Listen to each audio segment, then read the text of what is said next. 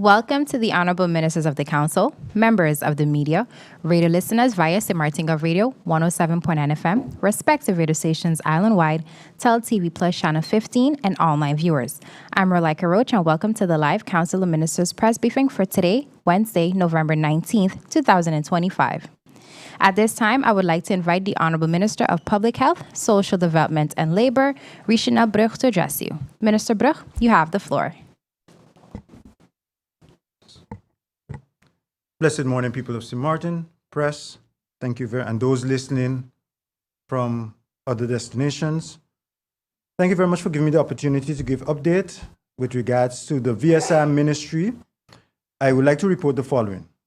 Today, I want to briefly acknowledge International Men's Day. To all the men in St. Martin and around the world, fathers, brothers, partners, caregivers, and leaders, your contribution have not gone unnoticed. For everything you have done, happy International Men's Day. In addition, I would also like to say congratulations to our brother countries of Curaçao and their supporters for qualifying for the 2026 World Cup that happened last night. Definitely we stand and we will support them as they continue their journey in trying to win the World Cup 2026. As it relates to STEP survey, the update, last week I officially received the results of the STEP survey. The survey was conducted between July 2023 and October 2024. This document is St. Martin's first nationally representative assessment of the behavioral and biological risk factors that contribute to chronic diseases such as hypertension, diabetes, heart disease, cancers, respiratory illnesses, and kidney disease. Using this internationally recognized WHO STEPS method, the survey included interviews, physical measurements, and blood testing among 2,042 adults ages 18 to 69 across the island of St. Martin. As part of the next step, the Ministry of VSR will host a stakeholders information session at the end of November, during which key partners from government and within the community will receive a detailed presentation on the results and recommendations included in the final report. More information regarding the session will be shared in the coming days. As it relates to the update of the GHI, I want to briefly update the public on the progress of the General Health Insurance legislation. Over the past months, we have made significant steps forward. Both the National Ordinance and the National Decree received positive advice from the SER, which is an important milestone. Their recommendations have been incorporated into the updated draft. The legislation is now at Legal Affairs for final vetting. If all goes well, we expect their advice within 2 weeks. After that, we aim to bring the revised draft to the Council of Ministers for approval and then urgently request advice from the Council of Advice.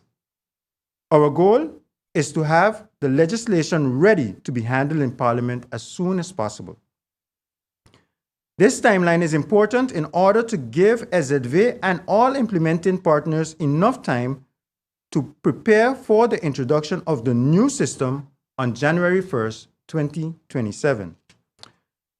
The General Health Insurance reform is a major part of our efforts to ensure universal, fair, and sustainable access to healthcare for all residents of St. Martin.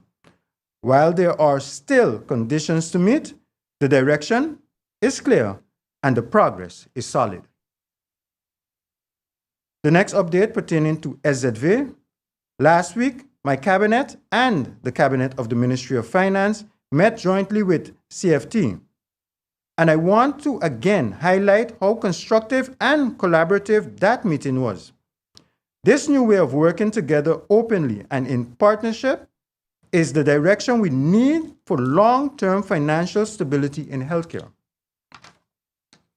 In October, I instructed SZV to develop a comprehensive cost containment and financial sustainability.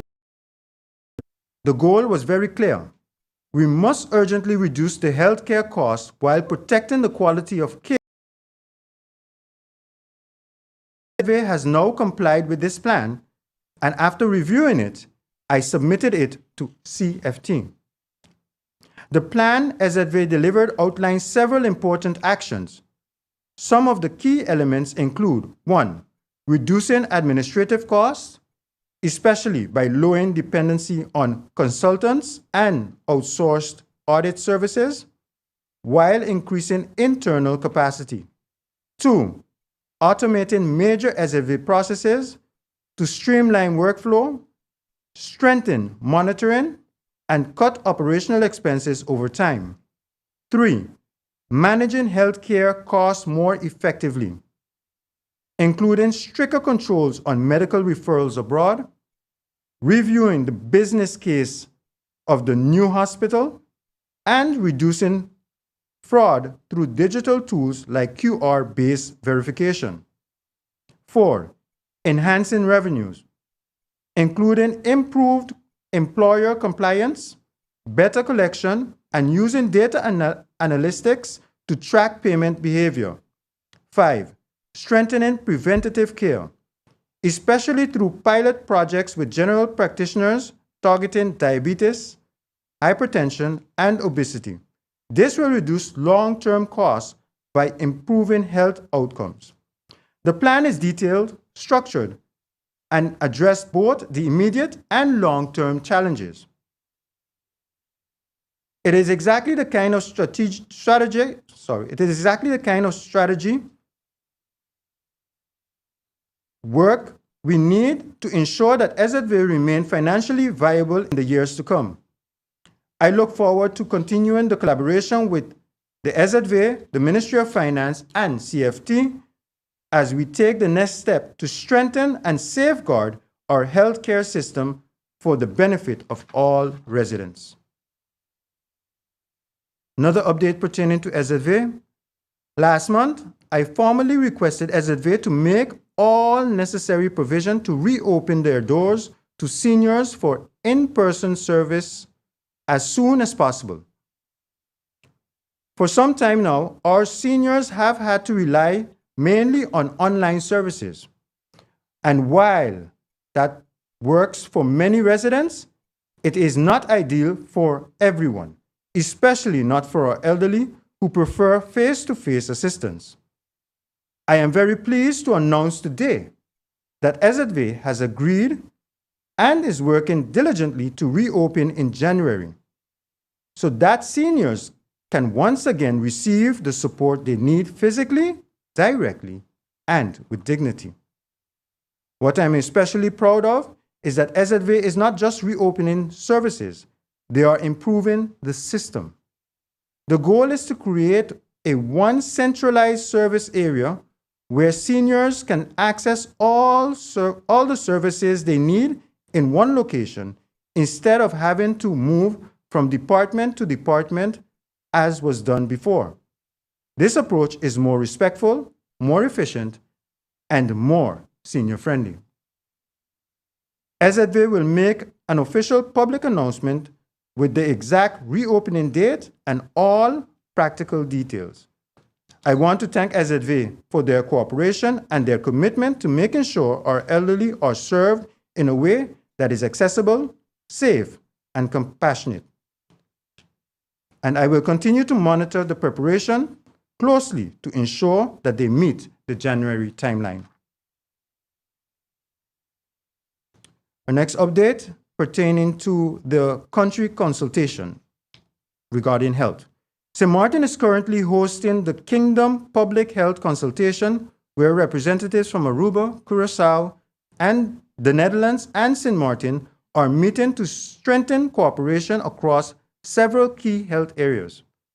This week, we're discussing mental health, prevention, crisis and pandemic preparedness, quality of care, and the capacity need of our healthcare workforce.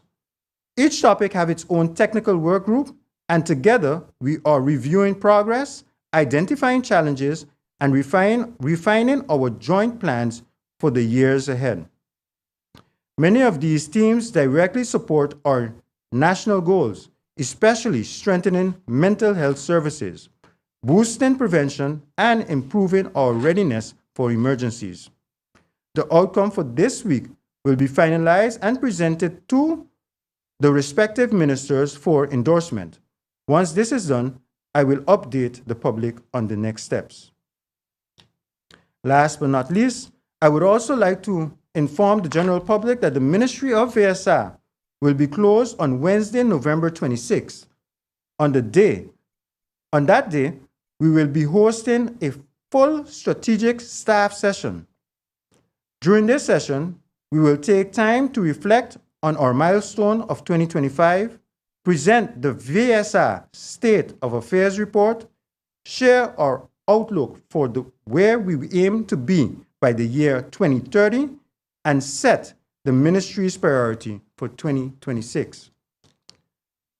This internal day is important for strengthening our organization, aligning our team, and ensuring that we continue to improve the services we provide to the people of St. Martin. I thank the public for their understanding as we dedicate this day to strengthening our organization and appreciating our team. Ladies and gentlemen, this was all the updates as it relates to VSA. I know we'll stand aside and wait for your questions. Thank you. Thank you, Minister Brugge, for your opening remarks. I'd now like to invite the Honorable Minister of Tourism, Economic Affairs, Transport and Telecommunication, Minister Grisha Helge-Martin, to address you. Minister Helge-Martin, you have the floor.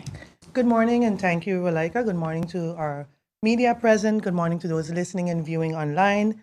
Before we get into national business, I would like to also echo the sentiments of my colleague, Minister Brugge, and take a moment to also acknowledge the International Men's Day 2025. Today, we celebrate the men who lead, protect, build, and mentor, sacrifice, and show up every single day for their families and their communities in this country and this country. A special salute goes out to important men in my life.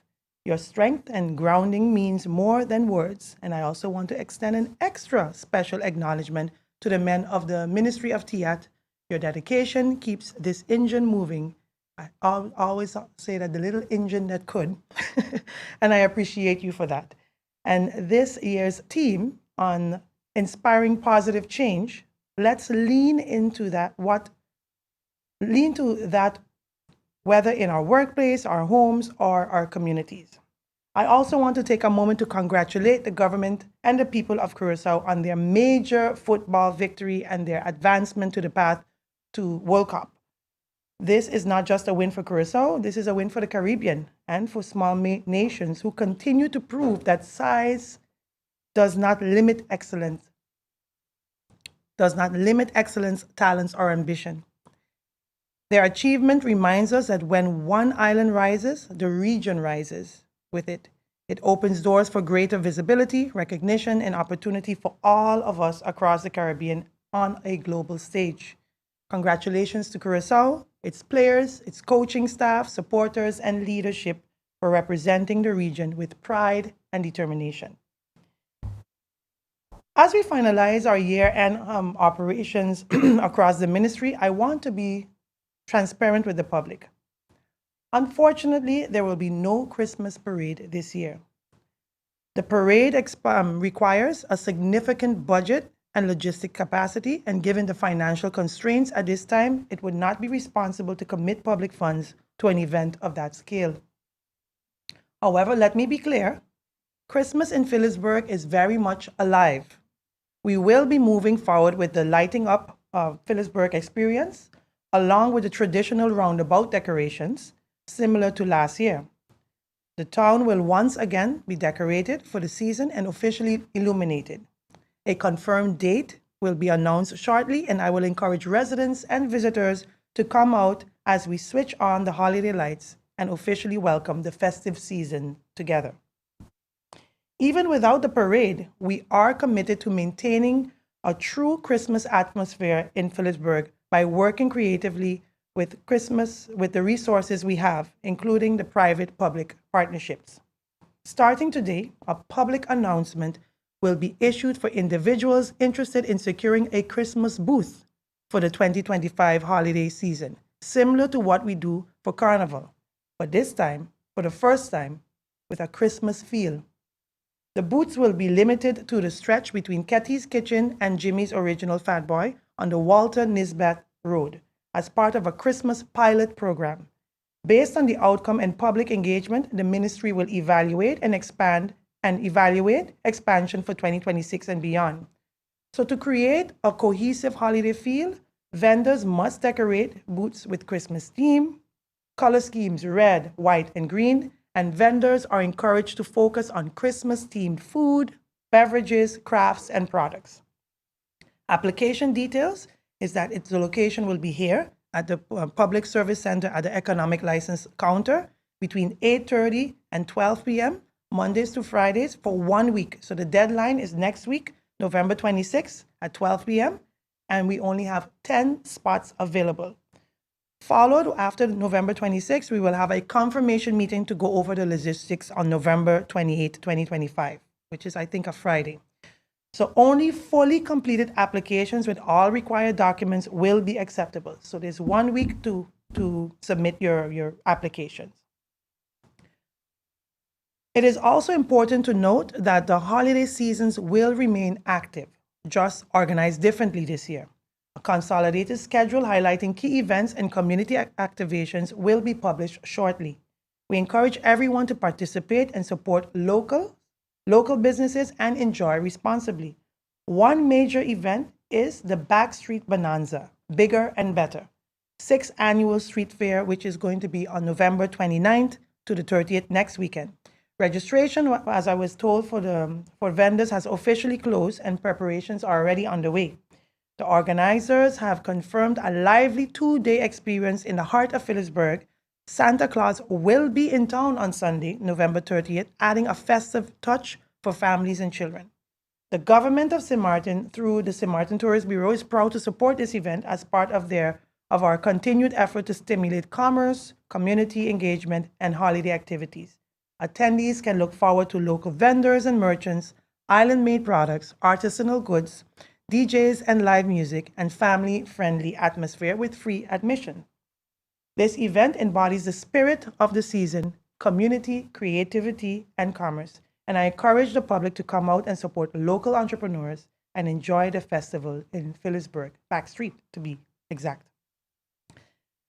As we wrap up the Christmas festivities, I want to shift the focus to another major cultural season that brings our people together, Carnival 2026.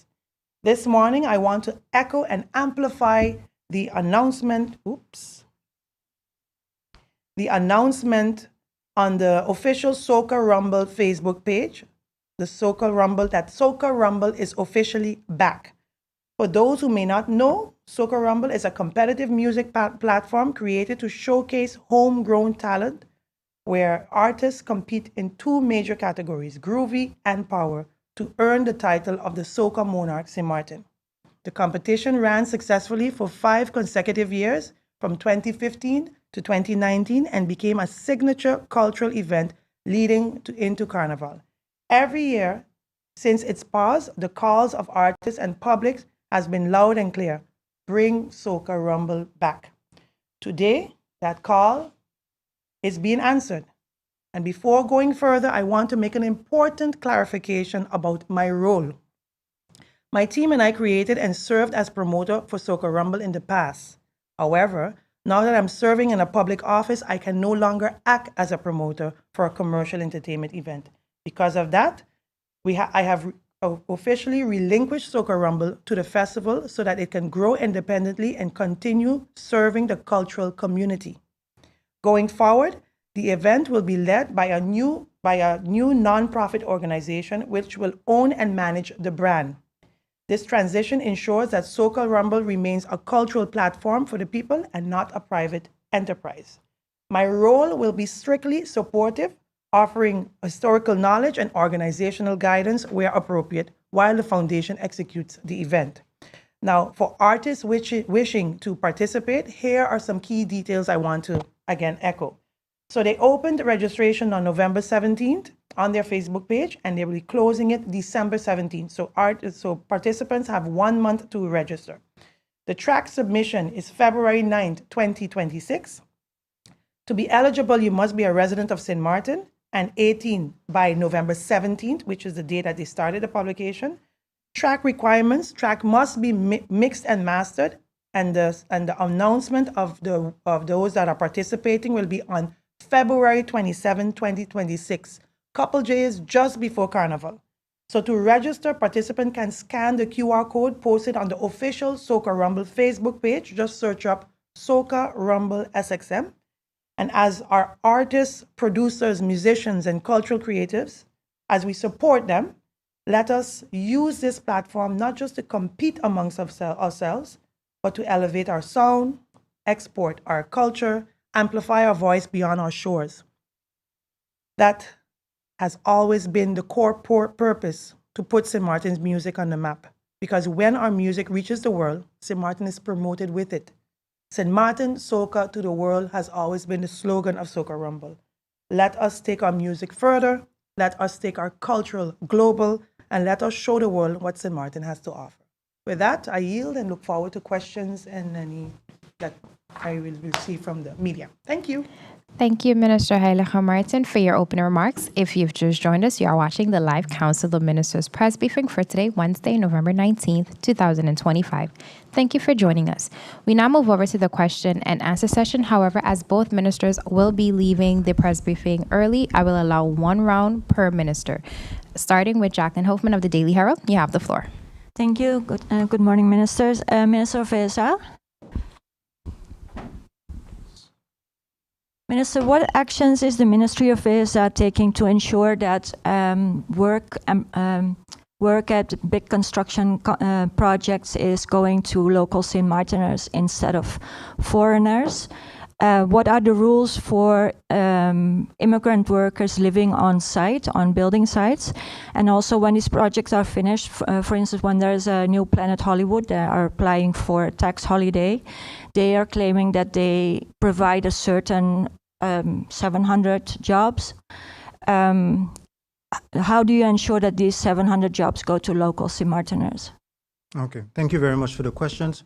So, first question is how I'm ensuring that locals are receiving jobs in St. Martin, especially for the construction industry. That's what the first question was.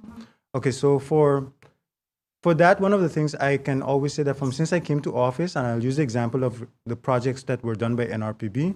When we came to office, we realized that there was never a defined amount that would say how much locals would have to be hired. So one of the things that we did when we came into office is to insist, and we had a conversation with NRPB, that now they have actually implemented it, that there's a percentage of every project that a certain percentage, I believe it's 30 or 40, I'm not too sure, I think it's 30%, must be local.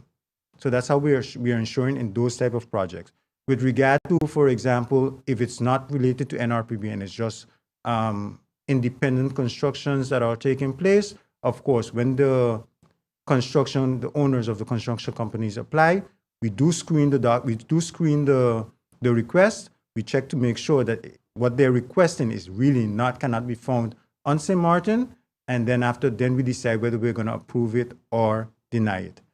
Usually we try also our best to connect them with the contractors that we think that have registered at the department to see if those individuals can be also utilized. But we always encourage local first, and then we would agree to foreign labor coming in. But we do also understand we do have a serious capacity issue when it comes to that as well. You asked about once a project is completed, like for the new Planet Hollywood, for instance. Yeah. So once a project is completed and a person has a work permit, by law, that's the work permit is given for a specific period, and by law, once that work permit is over, then the person has to return back to their home.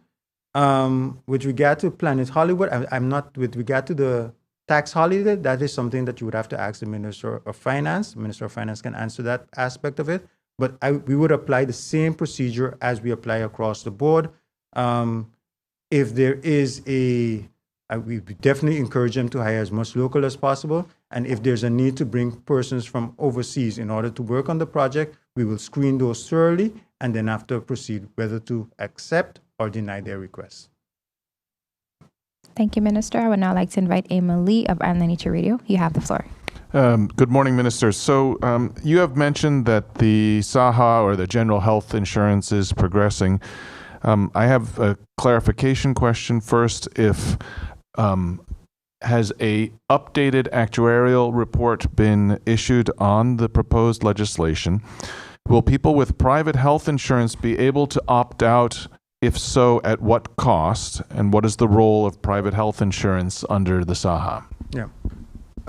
Yes, there is a possibility with persons with private health insurance. They have the possibility to opt out, but the opt-out option is only once. So once they opt out, that's it. So it's not about opting out, coming back, and what's not. So it's just the opt-out option is once.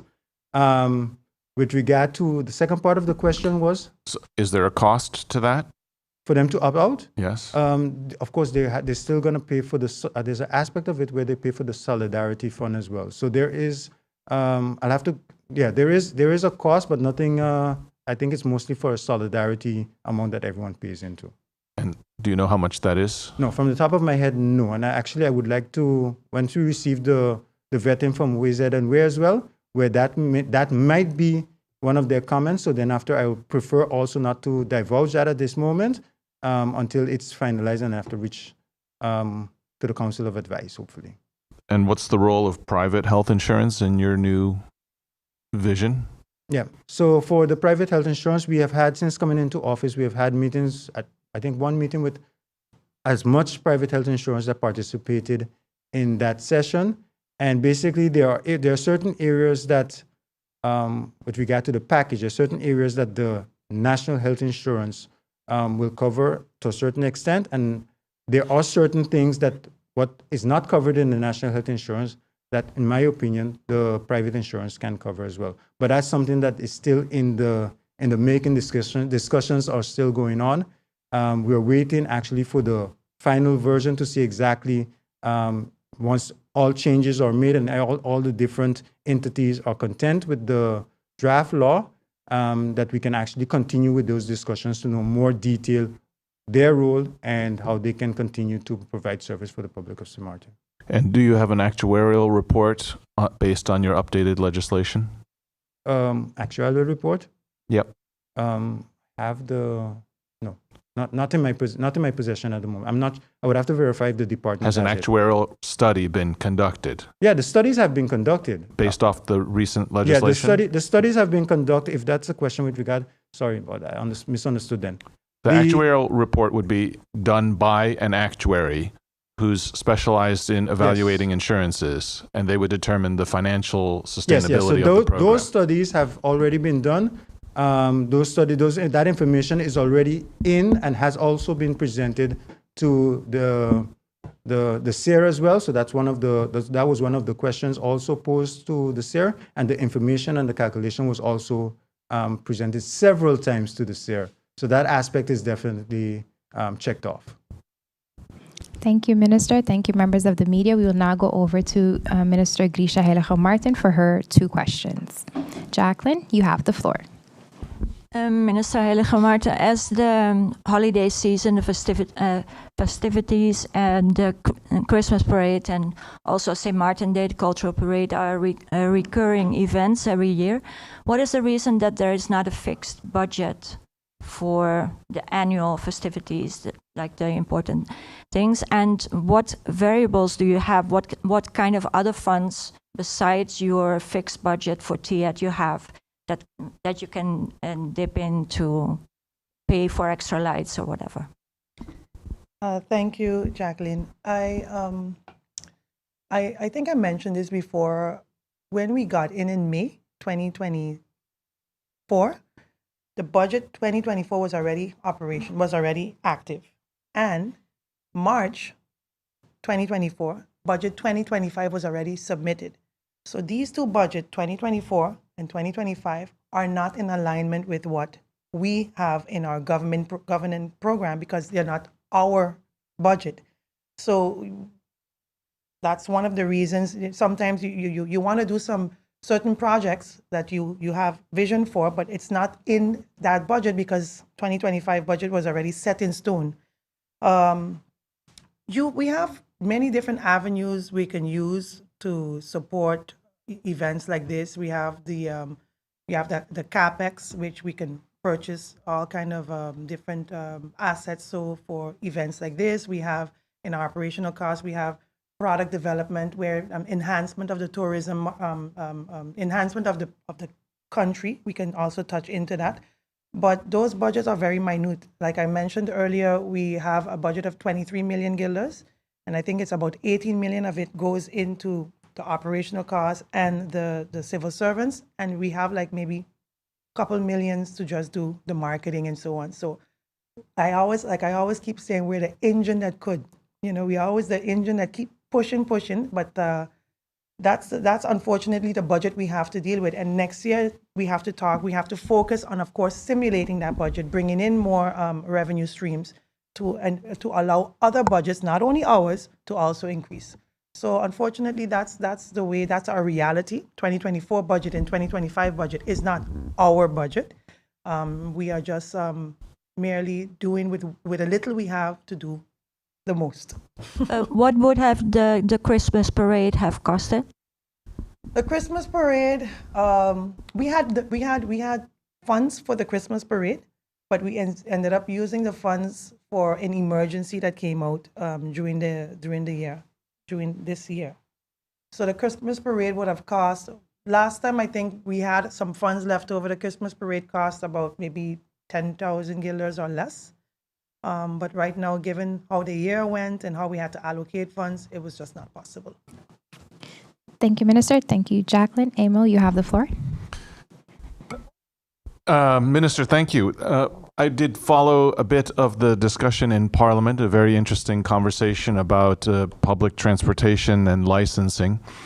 During campaigns, elections speak about, candidates tend to speak about employment for the people, benefits for the people, but your investigation revealed something that was very much contrary to that, in a sense that licenses that were intended to be given to individuals who didn't have any other source of income, that this is a way for them to operate a bus or a taxi as a way to generate a livelihood.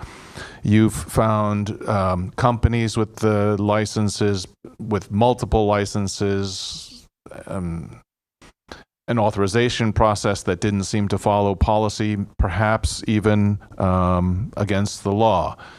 So what is your plan to correct this? How do you, because each one of these licenses that have been handed out incorrectly is an opportunity for one of our own to have that license and generate an income. So how are you as Minister of TIAT planning to address this? Thank you for that question, Emil. I was not the only one to uncover. Remember, it came the SOAB report, and in conjunction with the SOAB report and the Integrity Chamber, my findings actually solidified their overall official findings. I think I mentioned in the presentation, and I think prior to this, a press briefing, I also remember that I stated that I have a 5-step plan and phase-fat plan. And right now we're at phase 2. Phase 2 is about revoking some of the permits, but we cannot revoke it haphazardly. We're going to do it, of course. We're looking to find a legal basis to revoke it. We're actually supposed to have a meeting this week to go over the process on how we plan to revoke certain licenses, actually based on law alone. If the license isn't active for more than 6 months, you can easily revoke it.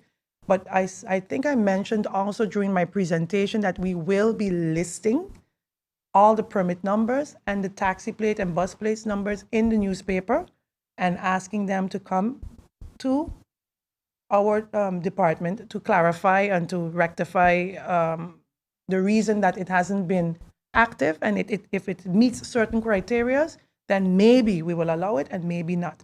But the first part right now is to clean up and come to minimize the saturation. Because from the time I was in Parliament to now, I still believe, and I showed also in the case study, the islands around us, we have the most taxis in St. Martin.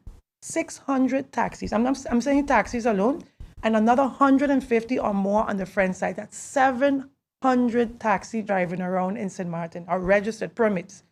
So it has to come to a consensus. Curaçao alone has 200 taxis. They're planning to increase it by 50, just 250. And here we are with at least minimum 400 and something of them confirmed active, and maybe another 100 of them might be illegal or not. So first and foremost, that, cleaning up the process, coming up with reforms, following the recommendations of both SOAB and Integrity Chamber, reforms, changing the laws, and eventually having a digital oversight. And I mentioned it also, the idea is to have a virtual taxi dispatcher. Not that my taxi dispatchers will be out of a job, but the virtual taxi dispatcher in talks, in collaboration with the association before we implement it, of course, in close talks with them, a virtual taxi dispatcher to have a taxi and bus dispatcher to have oversights on the on all the plates, the drivers, and also at the end, ultimately having this completely taken away from government and having a transportation authority.